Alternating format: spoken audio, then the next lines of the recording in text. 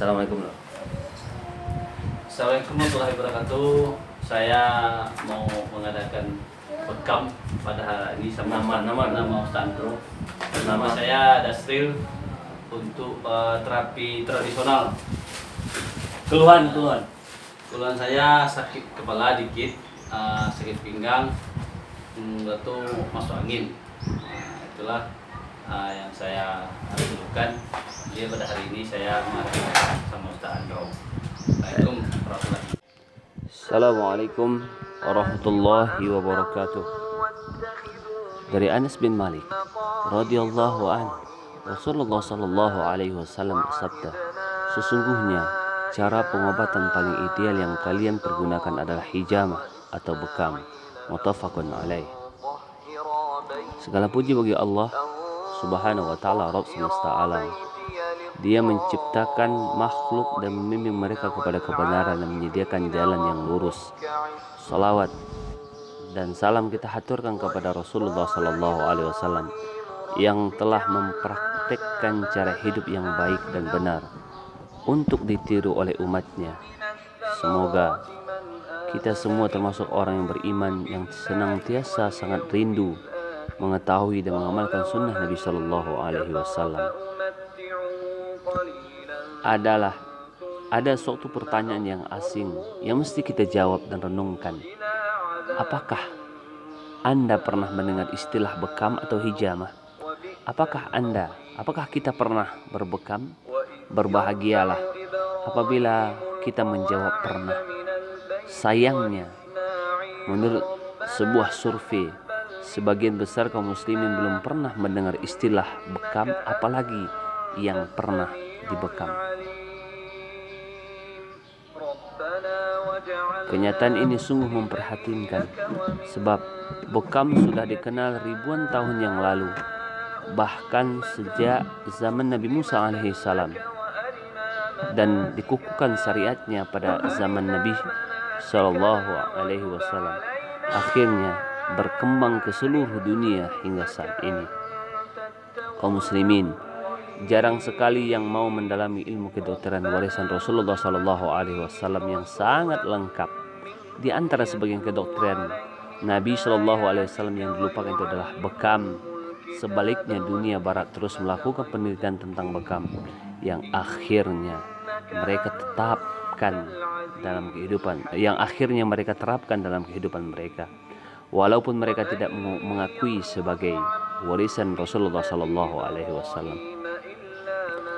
Orang-orang beriman baik laki-laki maupun perempuan pasti sangat rindu ingin mendengar sunnah Nabi Sallallahu Alaihi Wasallam, khusus yang telah dilupakan atau sunnah matrukah. Sekarang mulai tampak banyak orang menyaksikan langsung mukjizat kesembuhan dengan mengikuti salah satu sunnah Nabi Sallallahu Alaihi Wasallam, itu pengobatan dengan bekam dalam mengatasi penyakit yang sulit disembuhkan oleh para dokter. Setiap muslim tahu bahwa hadis-hadis Nabi SAW tidak pernah berubah atau berganti, karena ia merupakan wahyu dari Allah Subhanahu wa taala. Sedangkan wahyu telah berhenti turun sejak Nabi SAW wafat dan agama telah sempurna. Maka hadis-hadis Nabi SAW yang menyangkut metode pengobatan dengan bekam, keutamaan bekam, hari-hari pelaksanaan bekam, dan sebagainya adalah bersifat tetap dan tidak berubah, dengan maksud dakwah dan tabligh agar kaum muslimin mengetahui seluk-beluk tibbun nabawi, khususnya bekam. Maka edisi kali ini banyak terkait dengan hadis Sallallahu Alaihi Wasallam, keutamaan dan manfaat bekam. Hadis yang pertama, sesungguhnya cara pengobatan paling ideal yang kalian pergunakan adalah hijamah. Muttafaqun alaih. Sahih Bukhari 2280 dan Sahih Muslim 2214. Hadis yang kedua, sebaik-baik pengobatan yang kalian lakukan adalah hijamah. Hadis riwayat Imam Ahmad.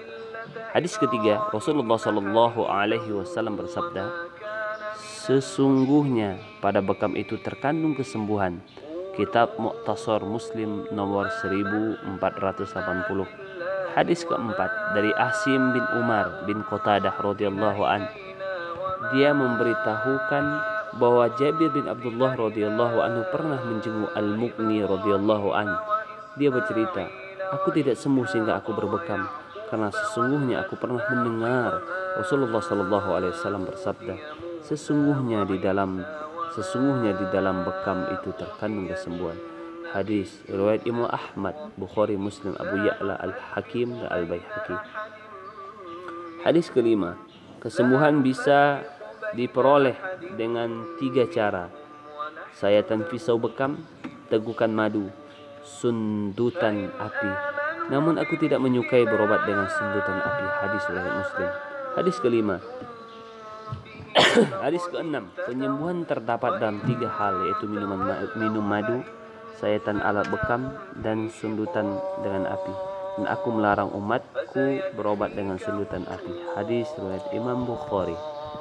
Dari Uqbah bin Amir, hadis ke-7, Rasulullah sallallahu alaihi wasallam bersabda, ada 3 hal yang jika pada suatu ada kesembuhan, maka kesembuhan itu ada pada sayatan alat bekam, atau minum madu, atau membakar bagian yang sakit. Dan aku membenci pembakaran sundutan api dan tidak juga menyukainya. Hadis riwayat Imam Ahmad. Hadis ke-8 dari Ibnu Umar radhiyallahu anhu, Rasulullah sallallahu alaihi wasallam, jika ada suatu kesembuhan pada obat-obat kalian, maka hal itu ada sayatan alat bekam. Beliau bersabda, atau tegukan madu. Hadis ke-9 dari Ibnu Abbas radhiyallahu an, Nabi sallallahu alaihi wasallam bersabda, orang yang paling baik adalah seorang tukang bekam al-hajam, karena ia mengeluarkan darah kotor, meringankan otot kaku dan mempertajam pandangan. Maka mata orang yang dibekam. Hadis riwayat Imam Tirmizi dan Hasan Qorib. Hadis ke-10, jika pada suatu yang kalian diperlukan untuk berobat itu terdapat kebaikan, maka hal itu adalah berbekamlah. Sahih Sunan Ibnu Majah. Hadis ke-11 dari Anas bin Malik radhiyallahu an, Rasulullah sallallahu alaihi wasallam bersabda, kalian harus berbekam dan menggunakan al-qudsul bar. Muslim, diriwayatkan oleh Imam Muslim.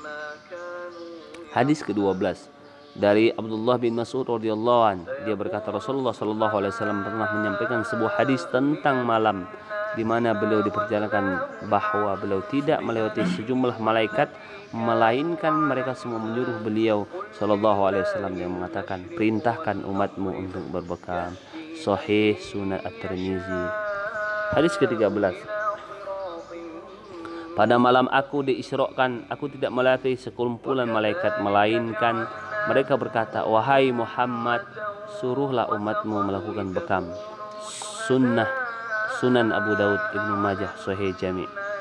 Hadis ke-14 dari Ibnu Abbas radhiyallahu an, Rasulullah sallallahu alaihi wasallam bersabda, tidaklah aku berjalan melewati segolong malaikat pada malam aku diisrakan, melainkan mereka semua mengatakan kepadaku, wahai Muhammad, engkau harus berbekam. Hadis ke-15 dari Ibnu Umar radhiyallahu an, Rasulullah sallallahu alaihi wasallam bersabda, tidaklah aku melewati satu dari langit-langit yang ada melainkan para malaikat mengatakan, hai Muhammad, perintahkan umatmu untuk berbekam, karena sebaik-baiknya sarana yang kalian pergunakan untuk berobat adalah bekam, al-kis dan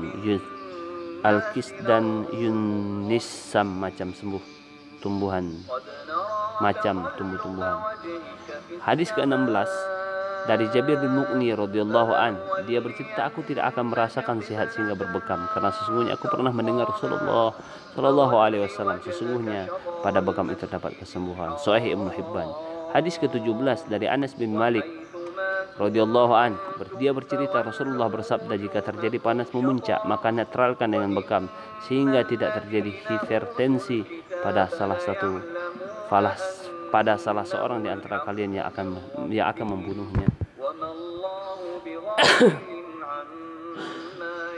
Keadaan ketika melakukan bekam dan titik-titik bekam. Hadis pertama dari Ibnu Abbas radhiyallahu an, berkata, Rasulullah sallallahu alaihi wasallam berobat dengan hijamah ketika beliau sedang ihram. Hadis yang kedua Dari Anas bin Malik radhiyallahu, dia bercerita Nabi SAW pernah berbekam ketika beliau tengah berihram karena rasa sakit yang beliau rasakan di kepalanya. Hadis riwayat Ibnu Huzaimah. Hadis yang ketiga dari Anas radhiyallahu berkata bahwa Nabi SAW pernah berbekam ketika beliau tengah berihram di bagian punggung kaki beliau karena rasa sakit yang ada padanya.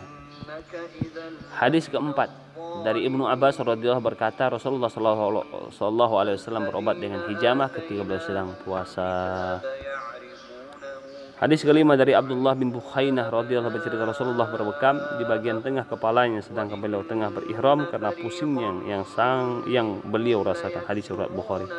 Dari hadis keenam dari Ibnu Umar radhiyallahu dia bercerita Nabi sallallahu alaihi wasallam pernah berbekam di kepala dan menyebutnya dengan Ummul Mughith, kitab Al-Fawaid.